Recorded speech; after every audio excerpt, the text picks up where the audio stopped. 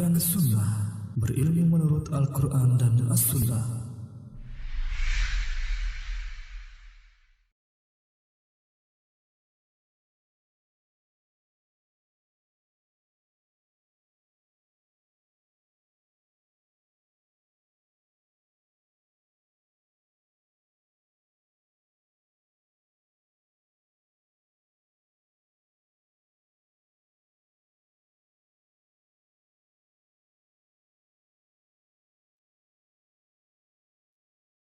Assalamualaikum warahmatullahi wabarakatuh.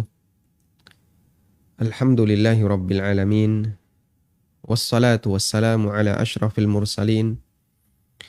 Nabiyyina wa maulana Muhammadin wa ala alihi wa sahbihi ajma'in. Wa ashhadu an la ilaha illallah wahdahu la syarikalah. Wa ashhadu anna Muhammadan abduhu wa rasuluh. Sallallahu alaihi wa ala alihi wa sahbihi wa sallama tasliman katsira. Thumma amma ba'd. Alhamdulillah, puji syukur kita haturkan kehadirat Allah Subhanahu wa taala. Kembali kita belajar bersama dengan membaca buku Tafsir Salat. Dan insyaallah di kesempatan kali ini, setelah kita menyelesaikan pembahasan tentang bagaimana cara takbiratul ihram yang benar, kita akan membahas bagaimana cara bersedekap ketika salat yang benar.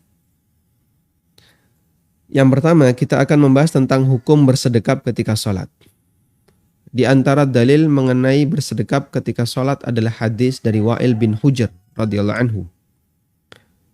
Shalla bina Rasulullah sallallahu alaihi wasallam wa wada'a yadahu al-yumna 'ala al-yusra. Kata Wa'il bin Hujr, Rasulullah sallallahu alaihi wasallam mengimami kami ketika sholat. Wa wada'a yadahu al-yumna 'ala al-yusra, dan beliau meletakkan tangan kanan di atas tangan kiri. Maksudnya adalah bersedekap. Sehingga dalam bersedekap posisi tangan kanan ada di atas tangan kiri. Berdasarkan hadis ini, jumhur ulama mengatakan bahwa bersedekap hukumnya anjuran dan tidak wajib. Ibnu Qudamah rahimahullah mengatakan, amma wad'ul yumna 'alal yusra fis shalah, bersedekap ketika salat, famin sunnatiha, maka ini termasuk sunnah salat, artinya tidak sampai derajat wajib. Fi qauli katsirin min ahli ilmi, menurut pendapat banyak di antara ulama. Yara dzalika, yurwa dzalika an Aliyin wa Abi Hurairah wan Nakhai wa Abi Mijlaz wa Sa'id ibn Jubair wa Thawri wa Syafi'i wa ashabir ra'yi.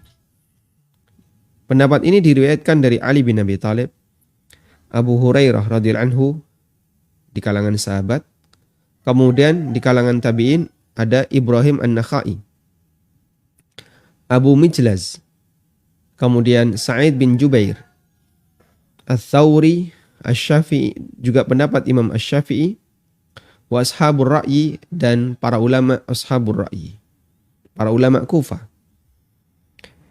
Wa hakahu Ibnul Mundzir an Malikin, dan Ibnu Mundzir menyebutkan riwayat dari Imam Malik bahwasanya beliau juga menganjurkan bersedekap. Sehingga menurut sebagian Malikiyah yang mengatakan bahwa tidak dianjurkan bersedekap, ini pendapat yang marjuh, pendapat yang tidak kuat. Tayyib. Sehingga bersedekap hukumnya anjuran. Artinya, kalaupun ada orang yang dia sholat, tapi ternyata tidak bersedekap, sholatnya tetap sah, sekalipun dia tidak sempurna dalam melaksanakan sholat. Berikutnya kita akan beralih kepada posisi tangan saat bersedekap. Apakah di atas, di dada bagian atas, atau dada bagian bawah, di atas pusar, atau di bawah pusar. An-Nawawi dalam Syarah Sahih Muslim menyebutkan perbedaan pendapat ini. Beliau menyebutkan ada 4 pendapat. Yang pertama adalah posisi sedekap di bawah dada di atas pusar. Di bawah dada di atas pusar. Kalau posisi perut yang agak naik ke atas, nah itu yang paling cembung adalah di atas pusar. Ini merupakan pendapat jumhur ulama termasuk Syafi'iyah menurut pendapat yang masyhur. Yang kedua, posisi sedekap di bawah pusar. Ini merupakan pendapat Abu Hanifah, Sufyan Ats-Tsauri, Ishaq bin Rahuya, dan Abu Ishaq Al-Maruzi, salah satu ulama Syafi'iyah. Kemudian yang ketiga adalah posisi sedekap bisa memilih. Boleh di atas, boleh di bawah pusar. Ini merupakan pendapat Imam Ahmad dalam salah satu riwayat, pendapat Al-Auza'i dan Ibnul Munzir. Yang keempat, posisi sedekap di dada di atas perut.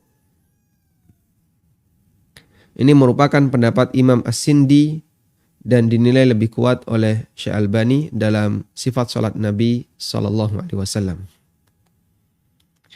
Imam As-Sindi, salah satu ulama ahli hadis, bahkan menyimpulkan bahwa hadis yang sahih mengenai posisi tangan ketika sedekap hanya menyebutkan di dada.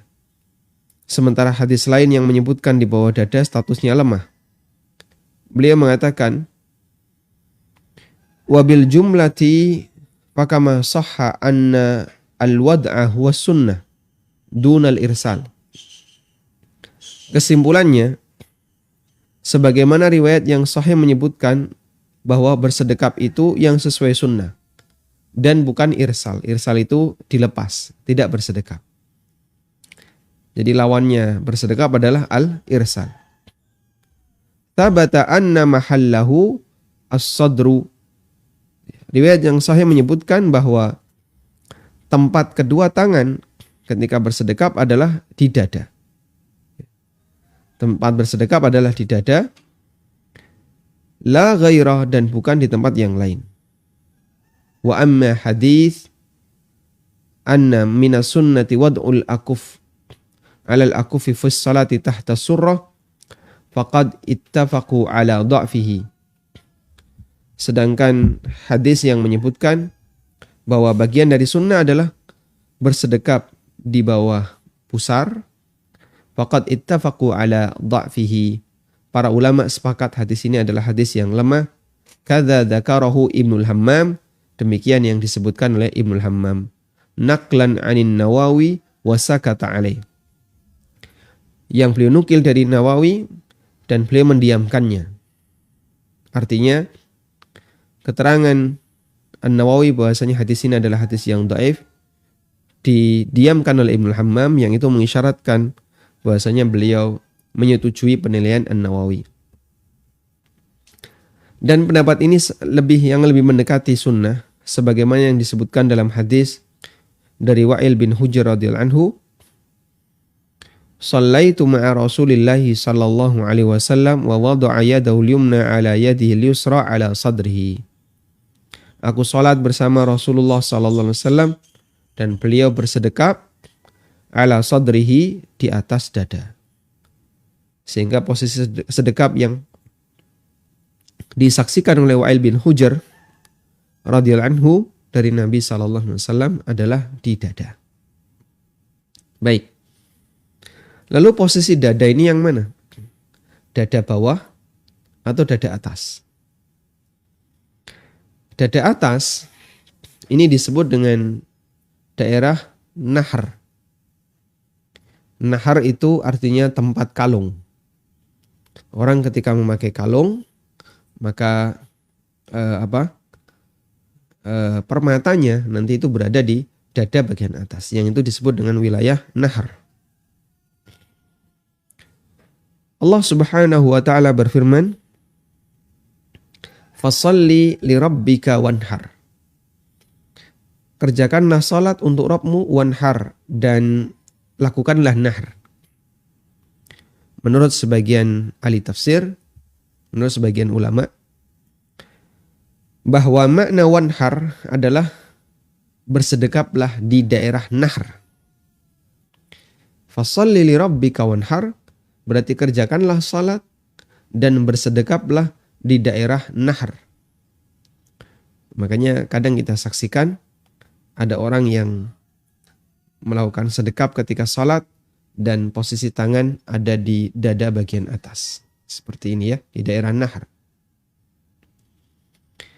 Namun tafsir ini adalah tafsir yang lemah karena makna nahr di situ adalah menyembelih onta. Dan menyembelih onta itu yang ditusuk adalah bagian kalungnya, bagian nahr. Sehingga dia tidak disembelih dengan direbahkan, tapi dia disembelih di posisi berdiri, sebagaimana dalam video-video yang Bapak Ibu sudah sering melihatnya. Dan onta karena cukup tinggi ya, lehernya panjang, yang disembelih adalah bagian bawah, pangkal leher. Beda dengan kambing, sapi yang disembelih ujung leher. Kalau onta, pangkal leher. Dia disobek, kemudian keluar darah dalam jumlah banyak, lalu nanti onta itu akan roboh. Makanya Allah katakan dalam Al-Quran, فَإِذَا وَجَبَتْ جُنُوبُهَا فَكُلُوا مِنْهَا. Apabila onta itu sudah, lambungnya sudah jatuh, فَكُلُوا مِنْهَا, maka silahkan kalian memakannya. Sehingga makna nahar di situ adalah menyembelih onta, di mana onta itu ketika disembelih tidak di ujung leher, tapi di pangkal leher yang itu merupakan tempat nahar. Nah, lalu di bagian dada mana? Ya, di bawah itu, di bawah nahar, sehingga bisa di dada bagian bawah atau agak atas sedikit bebas. Dalam hal ini al-amru fihi sa'ah, ada kelonggaran. Tayyib. Ini jika kita menganggap bahasanya hadis riwayat Ibnu Khuzaimah yang tadi kita sebutkan dari Wa'il bin Hujr adalah hadis yang sahih, karena hadis ini ada khilaf di antara para ahli hadis apakah masuk sahih ataukah dhaif. Selanjutnya kita akan beralih ke tata cara bersedekap. Cara bersedekap ada dua. Yang pertama adalah tangan kanan diletakkan di atas tangan kiri tanpa digenggam. Yang kedua, tangan kanan menggenggam tangan kiri. Dan di buku kami cantumkan gambar. Nah, gambar yang pertama ini adalah diletakkan. Jadi telapak tangan hanya diletakkan di atas tangan kiri, bisa di atas telapaknya, bisa agak maju sedikit, dan begitu seterusnya sampai wilayah as-sa'id. As-sa'id itu hasta. Hasta itu berarti sebelum siku. Kita coba baca. Untuk cara bersedekap yang pertama, tangan kanan diletakkan di atas tangan kiri tanpa digenggam. Telapak tangan kanan diletakkan di atas punggung telapak tangan kiri atau di pergelangan atau di hasta. Wa'il bin Hujr radhiyallahu anhu bercerita, la'anzuranna ila salati Rasulillahi sallallahu alaihi wasallam kaifa yusalli fanadhartu ilai. Aku akan melihat salatnya Rasulullah sallallahu alaihi wasallam, bagaimana yang beliau lakukan. Fanadhartu ilai, lalu aku lihat cara salat beliau. Faqama fakabbara, beliau berdiri dan beliau bertakbir. Wa rafa'a yadayhi hatta hadata udhunayhi, beliau mengangkat kedua tangannya sampai sejajar telinganya. Thumma wada'a yadahu al-yumna ala kaffihi wa ala kaffi al-yusra war-ruzghi was-sa'id. Lalu beliau meletakkan telapak tangan kanannya ala kaffi al-yusra, di atas telapak tangan kiri. Di atas telapak tangan kiri. War-ruzghi, dan di pergelangan. Was-sa'id, dan di sa'id. Sa'id itu hasta. Saya pernah melihat ada terjemahan sa'id diterjemahkan dengan lengan. Lengan itu ini ya. Lengan itu siku ke atas. Ini lengan. Dan mungkin itu kurang tepat, sehingga karena pengaruh terjemahan ini, ada yang bersedekap seperti ini. Sedekapnya di atas lengan atau di atas siku. Kelihatan ya? Bersedekapnya seperti ini. Dan sering saya lihat ada mereka yang semangat sholat dengan sempurna, tapi sedekapnya seperti ini di atas siku. Karena ini bagian dari kekeliruan dalam penerjemahan. Saya masih ingat betul ya. Pengaruh salah terjemah, salah praktek. Awal-awal dulu saya belajar agama, punya buku Hisnul Muslim itu, kumpulan doa dan zikir dari Al-Quran dan Sunnah. Kemudian saya membaca tentang doa, judulnya adalah doa ketika meletakkan pakaian. Dan di situ diterjemahkan doa ketika meletakkan pakaian.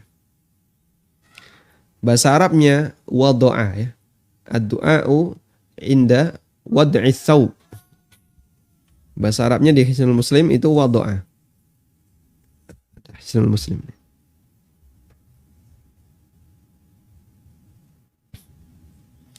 Ma yaqulu idza wada'a thawbahu. Apa yang harus dibaca ketika seseorang meletakkan pakaiannya? Itu bahasa Arabnya.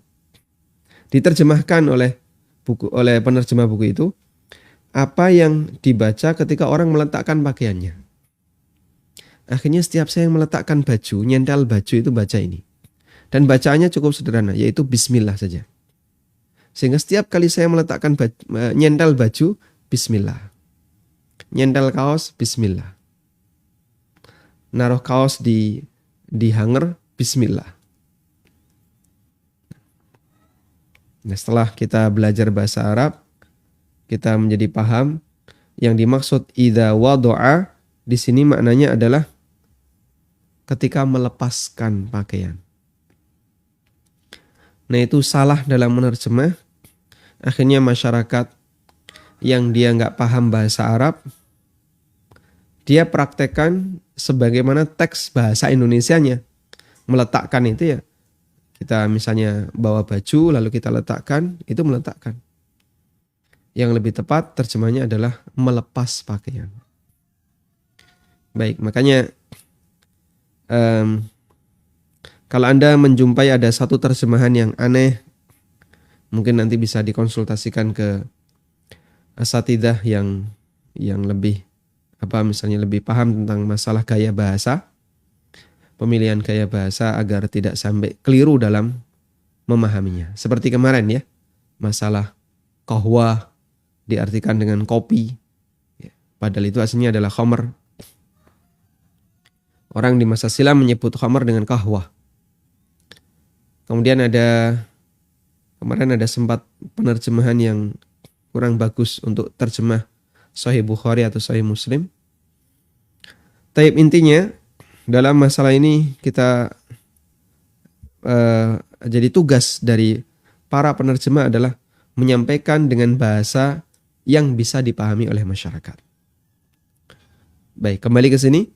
As-sa'id itu adalah hasta. Bagian hasta adalah sebelum siku. Kalau melebihi siku, ini lengan. Nah, kalau melebihi siku, namanya apa? Ya. Namanya adad. Kalau melebihi siku, namanya adad.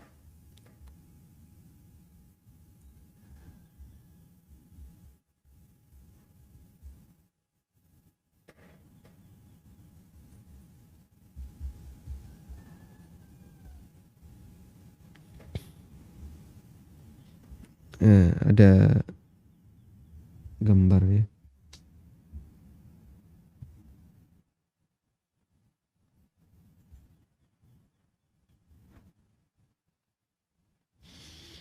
Jadi ini dhira, ya. Kalau keseluruhan ini namanya dhira. Kalau ini sa'id, kemudian ini adad. Nah, sehingga berbeda bahasa antara lengan dengan hasta. Tayyib.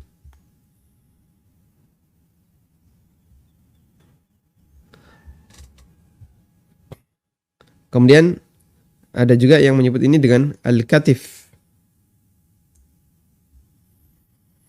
Nanti mungkin bisa Anda baca di buku pelajaran bahasa Arab. Jadi berbeda antara penyebutan lengan dengan hasta. Dalam bahasa kita juga dibedakan. Ada lengan, ada hasta. Kembali ke sini. Jadi Nabi SAW meletakkan tangan kanan di atas tangan kiri, kemudian di pergelangan dan di sa'id, di hasta. Yang kedua, telapak tangan kanan menggenggam tangan kiri. Telapak tangan kanan menggenggam tangan kiri, ini berdasarkan hadis Wa'il bin Hujr. Ra'aitu Rasulullah sallallahu alaihi wasallam idza kana qa'iman fi sholati qabada biyaminihi ala shimalihi. Aku melihat Rasulullah sallallahu alaihi wasallam ketika berdiri salat, beliau menggenggam telapak tangan kiri, beliau menggenggam tangan kiri dengan menggunakan tangan kanannya. Bisa di telapaknya, bisa juga agak maju sedikit. Di gambar insya Allah sudah cukup mewakili seperti itu bagaimana cara menggenggam tangan kanan, menggenggam tangan kiri dengan menggunakan tangan kanan. Nah, wallahu a'lam. Tayyib. Dan jamaah yang dimuliakan Allah, Anda bisa perhatikan bagaimana detailnya para sahabat ketika mereka menceritakan sholat Rasulullah SAW. Yang kecil-kecil mereka bahas, yang kecil-kecil mereka ceritakan, sehingga sampai posisi tangan, ketika mengangkat tangan, ya, kemudian saat bersedekap, seperti apa diceritakan semuanya oleh sahabat. Karena itu ahli sejarah menyimpulkan tidak ada manusia yang sejarahnya lebih lengkap melebihi Rasulullah Sallallahu Alaihi Wasallam. Bahkan sampai jumlah uban beliau itu sahabat ada yang ngitung. Uban Nabi SAW itu sekian, nggak banyak. Bahkan di antara mereka ada yang bisa memahami bacaan Nabi SAW itu hanya dari gerakan mulut beliau. Jadi dia perhatikan Nabi SAW bergerak, oh berarti beliau membaca kalimat ini. Termasuk juga bagaimana nanti beliau mengisyaratkan jari saat tasyahud. Seperti ini ataukah seperti ini, ada penjelasan yang disampaikan oleh para sahabat. Demikian detail keterangan sahabat terkait bagaimana praktek ibadah Rasulullah Sallallahu Alaihi Wasallam. Namun sangat disayangkan, terkadang seperti ini diabaikan oleh masyarakat. Yang saya maksud diabaikan adalah tidak diperhatikan, tidak dipelajari, dilupakan. Sehingga sunnah-sunnah seperti itu hilang di tengah masyarakat. Alhamdulillah tertulis dalam buku-bukunya ulama. Andaikan tidak terjaga sebagaimana yang Allah kehendaki, maka mungkin akan hilang di tengah masyarakat. Dan itulah kelebihan dari syariat Islam. Allah Subhanahu wa ta'ala, syariat ini terjaga dalam tulisan-tulisan, sehingga orang bisa mempertahankannya sekalipun di tengah masyarakat mungkin tidak dipraktekkan. Karena yang namanya ajaran kalau tidak dibukukan, tidak ditulis, potensi untuk hilang lebih gampang. Karena itu terkadang kita begini ya, kita meragukan. Ada tokoh yang dianggap tokoh besar di tengah masyarakat. Lalu beliau punya beberapa ajaran gitu ya. Tapi ajaran itu nggak ada bukunya, nggak ada bukti otentiknya. Cuman jari ini, katanya. Misalnya ya, di tanah Jawa ada 9 wali yang itu dianggap sebagai penyebar dakwah Islam di Jawa di masa itu. Ya meskipun banyak penyebar dakwah Islam, tapi yang dianggap paling terkenal adalah 9 sunan itu ya. Cuman kan kita tidak pernah menjumpai ada satu karya tulis yang bisa kita jadikan sebagai rujukan untuk dibaca dari mereka. Ya meskipun kita juga menyadari bahwa ketika itu ada banyak keterbatasan ya. Untuk bisa menulis itu orang tidak punya kertas dalam jumlah cukup banyak. Juga tinta mereka barangkali tidak punya. Namun kemudian dalam karyanya juga misalnya apa wejangan yang diberikan oleh para sunan jarang kita jumpai. Sehingga kita bisa perhatikan yang diabadikan itu kuburannya. Sementara detail ajarannya kita tidak pernah tahu ya. Dan dalam sejarah itu pun sifatnya hanya katanya. Katanya dulu seperti ini, katanya dulu seperti ini. Kalau nggak kuburan ya sumur biasanya ya. Ada sumur di dekat kampung saya tuh sumurnya cukup dalam ya. Katanya itu adalah peninggalan salah satu muridnya Sunan Derajat. Sunan Derajat dengan rumah saya kurang lebih 4 kilo. Ada muridnya yang lebih dekat lagi dengan rumah saya, ya kurang lebih 2 kilo. Dia punya sumur yang sangat dalam. Dan kuburannya dikeramatkan, sumur itu juga dikeramatkan. Orang punya keyakinan minum dari sumur itu nanti akan menjadi berkah. Jadi yang ditinggalkan seperti ini. Tayyib. Namun jamaah yang kita bisa perhatikan bahwa Nabi SAW meninggalkan ajaran dan itulah keberkahan. Karena ketika kita mengikuti ajaran beliau, maka kita meniru bagaimana cara beliau bertakwa kepada Allah. Meniru bagaimana cara sholat beliau, meniru bagaimana praktek ibadah beliau. Yang itu merupakan bagian dari cara beliau dalam bertakwa kepada Allah, dalam beribadah kepada Allah. Walhamdulillah sahabat merekamnya dengan detail. Selanjutnya kita bisa praktekkan, kita bisa lakukan secara maksimal. Tinggal apakah kita mau mempelajari ataukah tidak. Selanjutnya kita akan membaca tentang hikmah bersedekap. Bersedekap ketika posisi berdiri akan membuat sholat seseorang semakin tenang. Karena kedua tangan tidak banyak bergerak.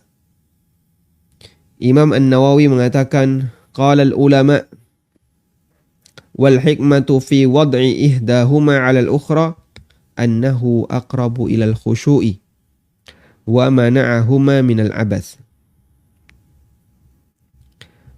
Kata An-Nawawi, para ulama mengatakan hikmah bersedekap adalah ini lebih dekat kepada khusyuk dan menghalangi seseorang untuk main-main ketika sholat. Lain kalau tangan itu dilepas. Ya. Mungkin nanti dolanan kancing, dolanan apa lagi? Ya. Ya, dolanan kuku, ya gini-gini. Padahal dia sedang sholat. Dan itu tindakan al-abath, perbuatan main-main yang dilakukan ketika sholat. Tidak selayaknya dilakukan. Maka tangan dibuat tenang dengan cara disedekapkan. Nah, tenang, sudah. Ya. Jangan banyak dolanan. Ya. Makanya silahkan menggunakan pakaian yang sederhana, sopan, sehingga menghalangi kita untuk banyak main-main. Kadang ya, model batik kayak gini juga mungkin kurang maksimal dipakai sholat ya. Baik. Di samping itu bersedekap termasuk bentuk al-khudu, ketundukan ketika kita menghadap Allah. Imam Ahmad pernah ditanya, apa maksud kita melakukan sedekap ketika sholat? Jawaban beliau, huwa dhullun baina yadayhi azizin. Itu adalah bentuk ketundukan di hadapan zat yang maha perkasa. Di hadapan zat al-aziz, Allah subhanahu wa ta'ala. Karena kalau tangan tuh banyak bergerak, ini nggak sopan ya. Sehingga kita sholat sambil diam. Ya, tangan ini diam, nunduk kita. Maka itu akan lebih menunjukkan zullun, ketundukan kita di hadapan Allah subhanahu wa ta'ala. Tayyib. Kemudian jamaah yang dimuliakan Allah, Anda bisa tambahkan, ada space ruang kosong itu ya, tentang kesalahan dalam bersedekap yang dilakukan oleh sebagian kaum muslimin, yaitu al-ikhtisar. Apa itu ikhtisar? Ikhtisar adalah malangkerik ya, mengkerik, berkaca pinggang ketika melaksanakan sholat. Disebutkan dalam hadis dari Aisyah radhiyallahu anha bahwasanya Nabi sallallahu alaihi wasallam naha Rasulullah sallallahu alaihi wasallam ayyusalliya mukhtasiran. Nabi sallallahu alaihi wasallam melarang orang sholat dalam posisi berkaca pinggang. Wa fi riwayatin huwa min fi'lil yahud. Disebutkan dalam riwayat yang lain bahwasanya itu adalah perbuatan Yahudi. Nah, Imam Ibnu Utsaimin rahimahullah menjelaskan bahwa termasuk di antara berkaca pinggang ketika termasuk ikhtisar, larangan ikhtisar ketika salat adalah bersedekap tapi posisi tangan tidak simetris. Nah, di Indonesia kan ada mazhab yang bertentangan ya. Ada sebagian yang ketika sholat mereka ingin agar sholatnya itu tenang, maka bersedekap ditaruh di jantung. Jantung di mana? Di dada sebelah kiri. Sehingga dia sedekapnya kayak gini. Nah, ini bersedekap biar jantungnya tenang. Ada juga yang bersedekap tapi tangannya ditaruh di hati. Ya, sehingga dia sedekapnya kayak gini. Nah, ini orang kalau sholatnya jejer ya, yang satu serong kanan, yang satu serong kiri, sikut-sikutan. Ya, cuman alhamdulillah posisinya atas sama bawah. Kalau sama-sama di atas ya nanti adu sikut ya. Dan itu tidak benar. Kita tidak menjumpai adanya riwayat Nabi SAW ketika bersedekap sambil nyerong kanan atau nyerong kiri. Tidak kita jumpai riwayat seperti itu. Kalau ada yang punya riwayat seperti itu, mungkin nanti bisa disampaikan melalui WA. Semoga kita bisa pelajari. Tapi Pak, itu kan dalam rangka untuk ketenangan batin. Agar hati kita tenang. Hati yang tenang itu tidak diwakili dengan cara menyentuhkan tangan seperti ini. Karena hati yang tenang bukan kayak gini. Betul kalau orang misalnya sakit panas, terus dipegang apa? Batuknya, dahinya dipegang. Oh, panas. Tapi itu kan menggunakan indera peraba untuk kemudian megang apakah ini panas ataukah tidak. Cuman kalau seperti ini, pengaruhnya apa? Orang pusing mikir utang, meskipun jantungnya ditekan seperti ini tetap pusing, Pak. Orang pusing misalnya ini sudah cari jodoh lama, enggak dapat-dapat ya. Sudah daftar di Ustadz Abduh, enggak dapat, di Ustadz Khalid, enggak dapat juga, di sini enggak dapat. Dia meskipun seperti ini, dia tetap resah. Kalau emang dia resah dengan kehidupannya. Makanya bukan posisi tangan yang menentukan. Tapi tawakal dia kepada Allah Subhanahu wa taala. Sehingga kita tidak mengajarkan bersedekap dengan cara serong kanan dan serong kiri. Dan kami juga tidak menjumpai dari tokoh-tokoh agama yang muktabar dalam masalah ini. Ya meskipun di sebagian masyarakat mereka mempraktekannya, tapi mereka tidak punya landasan selain alasan tadi, alasan perasaan. Dan kita punya kaidah bahwa amal itu tidak hanya yang penting niatnya bagus. Mungkin niat Anda bagus, saya merasa lebih tenang. Oh itu baik, saya katakan itu niat yang bagus. Cuman niat yang baik, niat yang benar tidak bisa membenarkan praktek amal yang salah. Amalmu salah, niatnya kan bagus. Apakah niat yang bagus bisa membenarkan amal yang salah? Tidak bisa. Orang korupsi untuk bangun masjid, ya tetap koruptor. Meskipun niatnya bagus untuk bangun masjid. Orang maling untuk bersedekah, tetap maling. Meskipun niatnya bagus, dia ingin bersedekah. Sehingga niat yang bagus tidak bisa menyebabkan amal yang salah jadi benar. Makanya Nabi SAW mengingatkan kita akan dihisap oleh Allah lahir batin. Innallaha la yanzuru ila suwarikum wala ila amwalikum walakin yanzuru ila qulubikum wa a'malikum. Allah tidak melihat harta kalian, Allah tidak melihat wajah kalian, namun yang Allah lihat adalah amal perbuatan kalian. Allah lihat hati kalian dan amal perbuatan kalian. Sehingga Allah menghisap lahir batin kita. Tayyib. Karena itu seperti ini masuk dalam kategori ikhtisar. Ikhtisar artinya berkaca pinggang. Ya, ada yang seperti ini. Dan itu termasuk di antara praktek yang dilarang oleh Nabi SAW ketika sholat. Walhamdulillahirrabbilalamin. Kita telah selesai sedekap dan insya Allah di pertemuan berikutnya kita akan membahas tentang doa iftitah. Wassallallahu ala nabiyyina Muhammadin wa ala alihi wa sahbihi wasallam. Donasi pembangunan Madinah Islamic Primary School Unit Kerajaan Yayasan Amal Abadi Indonesia yang dibina oleh Ustadz Aminur Bait STBA Hafizahullah saat ini tengah membangun gedung sekolah dasar Tahfizul Quran Madinah Islamic Primary School atau STTQ MIPS Unit Kerajaan. Gedung ini dibangun di atas tanah seluas 646 meter persegi. Perkiraan biaya untuk pembangunan tahap pertama mencapai 2,6 miliar rupiah.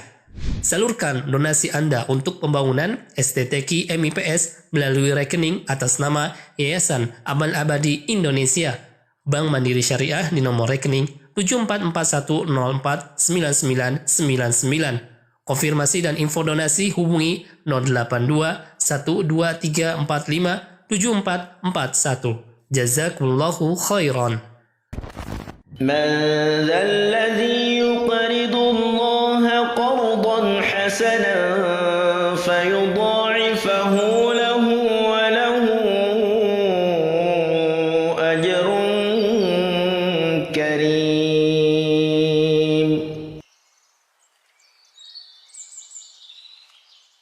Baik, selanjutnya kami persilahkan bagi Anda yang mau bergabung. Nah, silakan. Waalaikumsalam warahmatullahi wabarakatuh. Silakan Bapak. Ini kan dalam perjalanan dinas seorang PNS ada komponen uang harian dinas yang ini digunakan untuk makan dan transportasi di kota tujuan, dan ada juga uang penginapan. Nah, kalau uang harian dinas ini boleh diambil kalau ada sisa. Sedangkan kalau uang penginapan ini kalau ada sisa harus dikembalikan ke negara. Yang jadi bahan renungan, nah sekarang kalau menginap di hotel itu ada tarif menginap tanpa sarapan dan tarif menginap plus sarapan.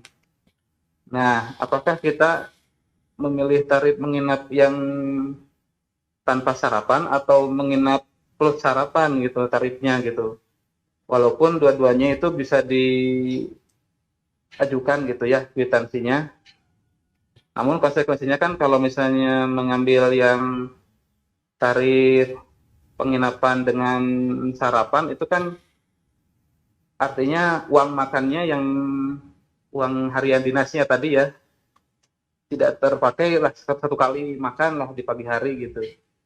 Sedangkan uang hotelnya kan pasti ada terpakai lah buat makan sarapan itu. Bagaimana Ustaz? Cukup ditangkap nggak? Insya Allah kami bisa paham. Ya. Terima kasih. Jazakallah khairan. Wa barakallahu fikum. Jazakallah khairan. Baik, terkait masalah aturan perjalanan dinas dan seterusnya, ini sebenarnya kembali kepada undang-undang yang berlaku.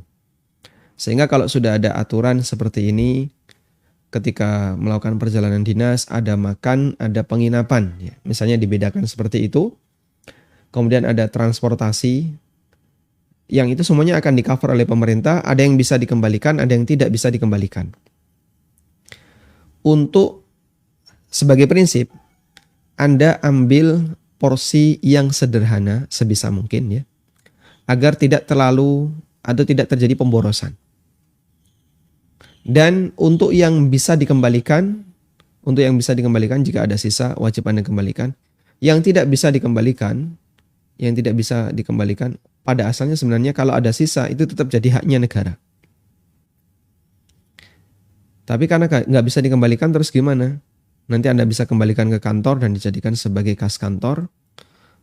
Nah, barangkali kok kantor butuh perlengkapan, misalnya kertas, atau pulpen, atau yang lainnya, bisa menggunakan dana itu, sehingga dana itu tetap kembali untuk kemaslahatan negara.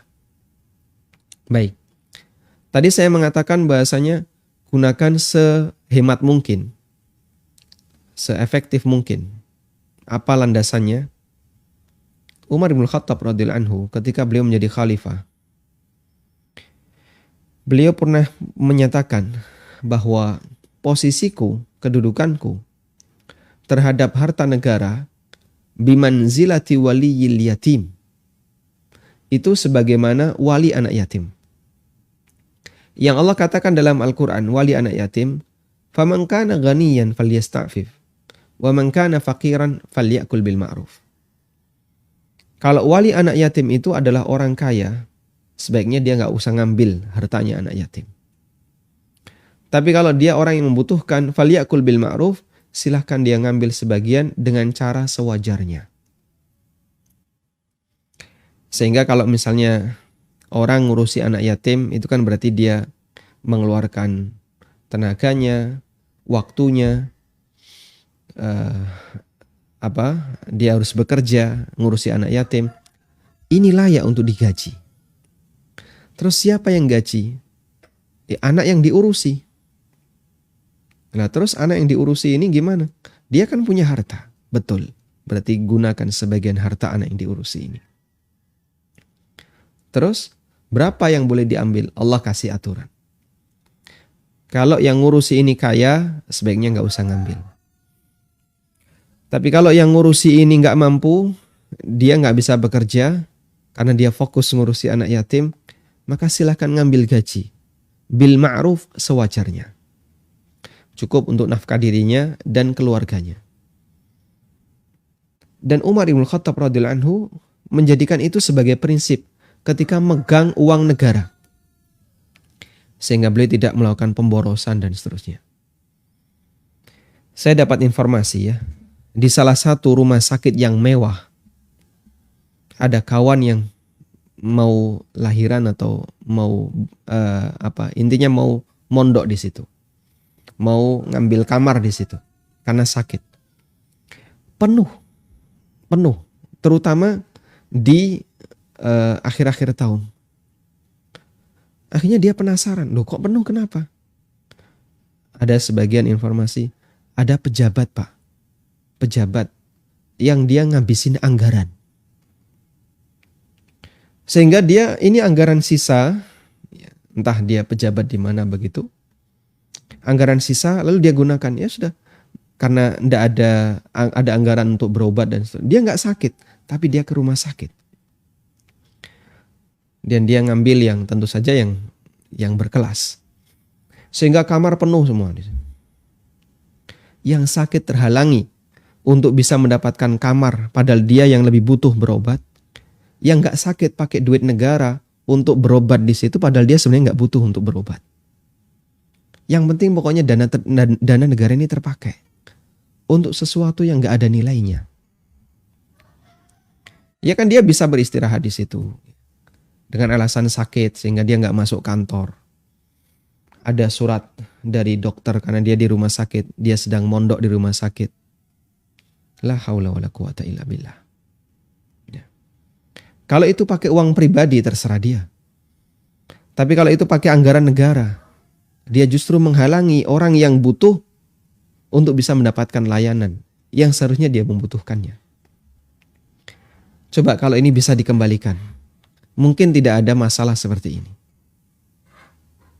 Nah, wallahu ta'ala alam, maka kami nasihatkan, fattaqullaha, bertakwalah kepada Allah terhadap harta seperti ini, karena hidup tidak sekali, dan Allah subhanahu wa ta'ala akan meminta pertanggungjawaban dari setiap harta yang kita makan. Wallahu a'lam. Silahkan. Halo, Assalamualaikum. Waalaikumsalam warahmatullah. Silakan Bapak. Ini Ana dari Papua, Ustaz. Silakan. Mau tanya tentang zakat Zakat. pertanian. Tentang zakat padi, Ustaz. Zakat apa Bapak? Padi. Zakat tanaman padi. Baik. Itu nisabnya berapa, Ustaz ya? Nisabnya ya. Cukup Bapak? Ya, terus zakatnya dikeluarkan berapa persen, Ustaz? Baik. Terus cara ngitungnya itu bagaimana? Apakah dipotong dulu modalnya, terus nanti dihitung untungnya itu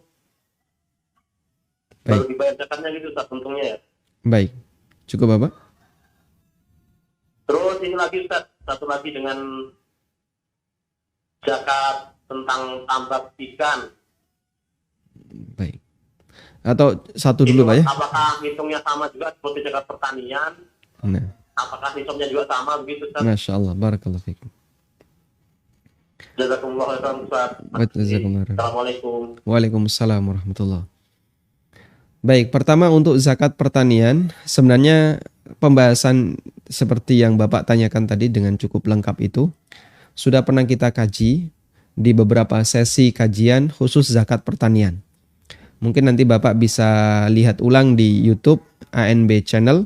Di situ ada pembahasan tentang zakat pertanian. Baik. Ringkasnya begini Bapak. Jadi nisab zakat pertanian yang disebutkan dalam hadis adalah 5 wasak. Ya, 1 wasak itu sama dengan, atau saya langsung konversi saja ya. Yang ini 5 wasak itu kurang lebih adalah 7,5 kintal, 750 kilo. Sehingga kalau Bapak panen dan dapat total panen satu periode ya. Misalnya sawah petak sini panen berapa misalnya 5 kintal. Sawah petak yang sana panen 2,5 kintal. Kan biasanya nggak seragam, nggak bareng. Tapi satu periode, satu musim. Maka dizakati dengan cara digabungkan. Ya. Jika dia panen dalam satu periode, zakatnya dengan cara digabungkan. Sehingga ini 5 kintal itu 2,5 berarti 7,5 kena zakat. Zakatnya antara 5 sampai 10%. Tergantung bagaimana cara Bapak merawat tanaman itu. Jika ada effort yang dikeluarkan oleh manusia, seperti ada banyak tenaga yang dilibatkan, maka zakatnya lebih kecil, yaitu 5%. Dan tadi Bapak sudah sampaikan, apakah harus dikurangi biaya-biaya? Ya. Jawabannya itu menunjukkan bahwasanya ada effort. Maka Bapak bayar zakatnya adalah 5%. Baik. Kemudian apakah harus dikurangi biaya? Ada khilaf di antara ulama dan pendapat yang benar tidak.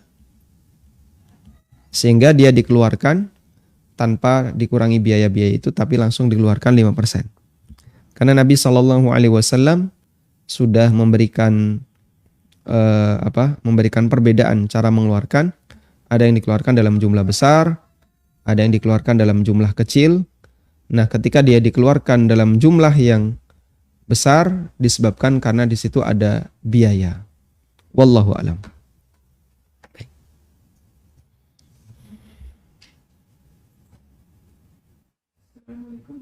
Waalaikumsalam warahmatullahi. Saya pernah menjumpai orang ketika akan bersedekap, itu tangannya diputar antara tangan kanan dan kirinya beberapa kali, baru kemudian bersedekap. Bagaimana itu, Ustadz? Baik, ini termasuk di antara praktek yang banyak di masyarakat ya. Ketika bersedekap, Allahu Akbar. Mutarnya berapa kali? 2 kali. Masya Allah, kalau 2 kali saya enggak pernah lihat itu. Kalau yang saya lihat sekali. Kalau ada yang 2 kali itu, wallahu a'lam, mungkin main-main dulu ya. Allahu Akbar. Ini berapa kali tadi? Allahu Akbar. Nggak tahu ini ngapain ini ya. Kita juga nggak paham ya. Pertama, tidak kita jumpai dalam riwayat Nabi SAW memutar tangannya ketika beliau bersedekap. Yang kedua, kita juga nggak tahu apa maksudnya memutar tangan ketika bersedekap. Cuman praktek yang pernah saya lihat, dia mutar sekali. Allahu Akbar. Mutarnya sekali. Baik, namun mutar sekali maupun mutar 2 kali, tidak kita jumpai dalilnya. Lalu ketika mereka ditanya, apa alasannya? Ada 2 alasan yang kami pahami. Pertama, ikut-ikutan. Lah, ngerti nih kayak ngono. Ngerti, saya taunya seperti itu. Loh, Bapak taunya dari mana? Ya, melu-melu. Wong-wong koyo ngono masyarakat seperti itu ya, saya ikut-ikutan seperti itu. Ya nggak bisa seperti itu. Sholat itu jangan ngikuti masyarakat seperti itu terus kita ikut-ikutan kayak gitu. Karena praktek masyarakat itu bukan dalil. Yang kedua, alasan yang kedua, yang ini mungkin lebih ilmiah.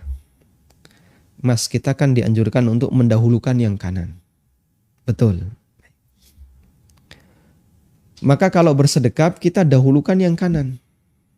Allah, ini kan tangan kanan dulu yang masuk. Sudah? Cuman karena Nabi SAW meletakkan tangan kanan di atas tangan kiri, terus tangan kanan kita putar. Nah, jadinya seperti ini.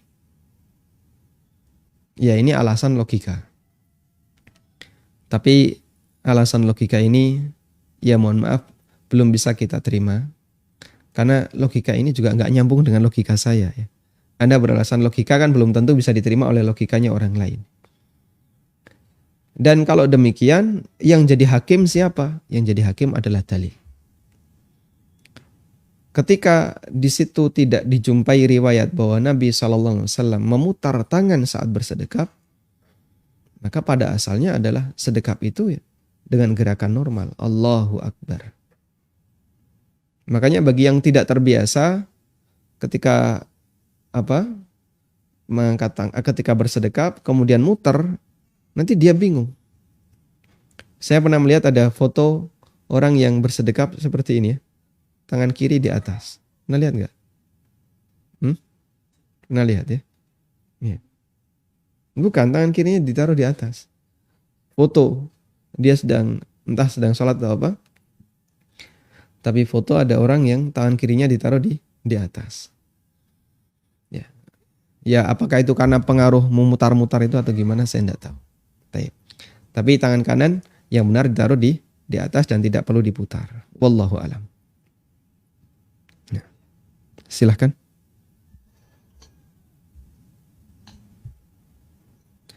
Silahkan, Anda sudah terhubung. Assalamualaikum warahmatullahi wabarakatuh, Ustaz. Waalaikumsalam warahmatullahi wabarakatuh. Afwan ini bertanya lagi karena belum dapat jawaban kemarin.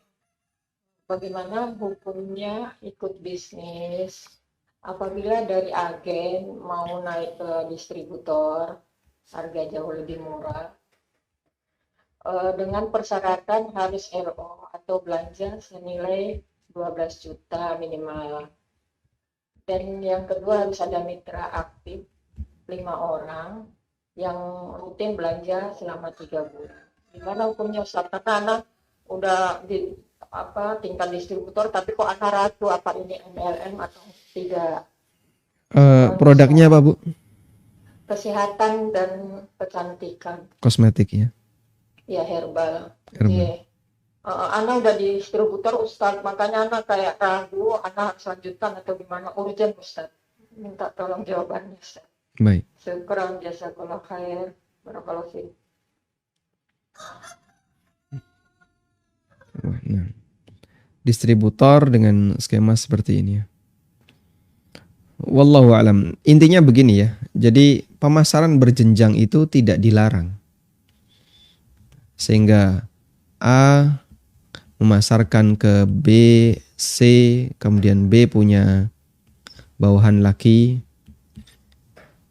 Ya, misalnya P, Q, R, S, ya, 1, 2, 3, 4, ya, dan seterusnya. Dengan fee yang berbeda, ini tidak dilarang. Syekhul Islam pernah menjelaskan tentang kasus dalal, kemudian di bawahnya dia punya dalalin. Jadi ini dalal misalnya.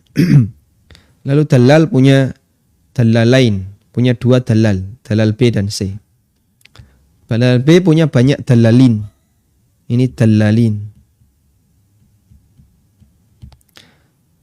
Dan kata beliau, praktek ini kan sebenarnya wakil diwakilkan. Ini diwakilkan lagi. Dan wakil diwakilkan itu boleh. Jika pemiliknya ada di atas ya. X ini pemiliknya. X ngasih instruksi ke A, ya. Lalu A memberikan hak perwakilan kepada B dan C untuk turut menjualkan, lalu turun terus seperti itu. Jika X tahu bahwasanya nanti si A akan menggerakkan pasukannya untuk memasarkan barang, ulama sepakat boleh. Tapi kalau X nggak tahu, ulama khilaf. Nah sekarang yang jadi masalah adalah si A ini disuruh beli. Kamu harus beli produk saya. Maka nanti kamu dapat fee sekian. Sebenarnya kalau si A disuruh beli, sah-sah saja. Dan namanya beli berarti nanti dia berhak untuk menetapkan margin sendiri. Karena barang itu sudah jadi milik si A. Cuman dalam MLM ada aturan yang ketat dan banyak gitu ya. Kamu kalau mau jadi distributor harus beli minimal 12 juta. Dan harus punya pasar aktif seperti ini. Akhirnya dia terpaksa untuk belanja banyak dan nyari orang. Nah ketika dia nyari orang ini bisa dapat bisa nggak dapat. Padahal kalau dia beli dalam jumlah banyak terus dibebaskan. Mau kau pakai sendiri, kau jual ke orang lain, itu kan haknya pembeli. Karena itu di MLM ada 2 kemungkinan. Pertama adalah dari sisi gharar sebenarnya. Nah gharar ini menjual peluang.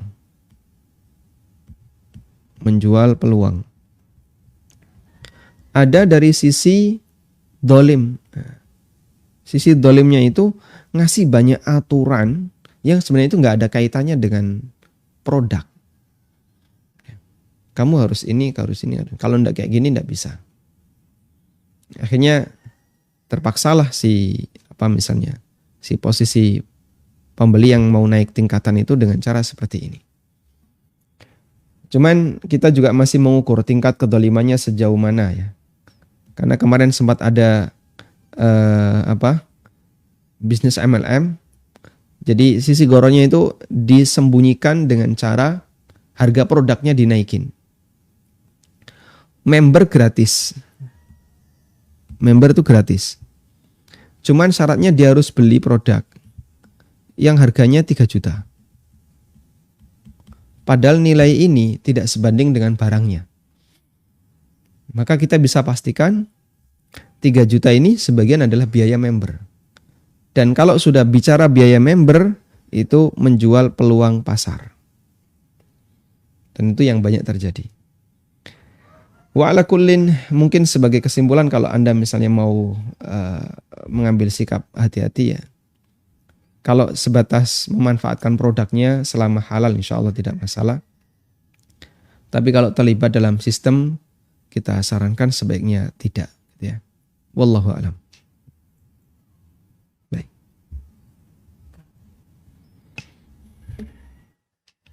Assalamualaikum Ustadz. Waalaikumsalam warahmatullahi.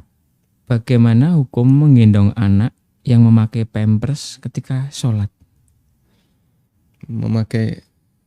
Menggendong anak memakai pampers, Ustadz. Bagaimana hukum menggendong anak yang menggunakan diapers ketika sholat ya? Apakah diperbolehkan? Yang pertama, para ulama menegaskan boleh menggendong anak atau benda apapun yang tidak membawa najis, yang tidak mengandung najis. Nabi SAW, beliau ketika sholat, bahkan beliau jadi imam, beliau pernah menggendong Umamah. Umamah ini adalah putrinya Zainab. Umamah bintul Abil As. Umamah bintu Abil As, putrinya Zainab. Zainab adalah putri Nabi SAW, sehingga Umamah cucu beliau. Dan ketika itu Umamah berusia sekitar 1 tahunan. Yang kedua, Nabi SAW ketika sholat pernah ditunggangi oleh Hasan dan Husain. Dan gantian. Ya. Hasan naik di punggung Nabi SAW. Terus Husain ikut-ikutan. Ya. Hasan turun, gantian sekarang Husain. Sehingga beliau sujud dalam waktu yang sangat lama. Baik. Tapi para ulama menegaskan bahwa cucu-cucu Rasulullah SAW yang beliau gendong, yang naik ke punggung beliau saat beliau sujud, mereka tidak membawa najis. Makanya jika ada orang yang membawa sesuatu yang itu bukan benda najis, dompet, HP, apalagi misalnya ya termasuk pakaian yang di situ tidak mengandung najis, ketika dibawa maka sholatnya sah. Yang kedua, jika benda itu mengandung najis, maka tidak boleh dibawa ketika sholat. Menurut pendapat jumhur ulama. Yang saya maksud di sini adalah najis yang terbungkus, ya. Najis yang terbungkus. Misalnya ada orang bawa ampul, ya, isinya air kencing. Dia membuat sampel air kencing, dimasukkan ke dalam botol kecil, terus dimasukkan ke dalam sakunya, dipakai sholat. Nanti ini mau diperiksa di dokter. Tidak boleh ini. Menurut pendapat jumhur ulama. Namun menurut pendapat sebagian ulama Syafi'iyah, ini tidak membatalkan sholat. Selama tidak sampai terbuka. Tapi ini disinggung oleh Ibnu Qudamah, ini pendapat yang lemah.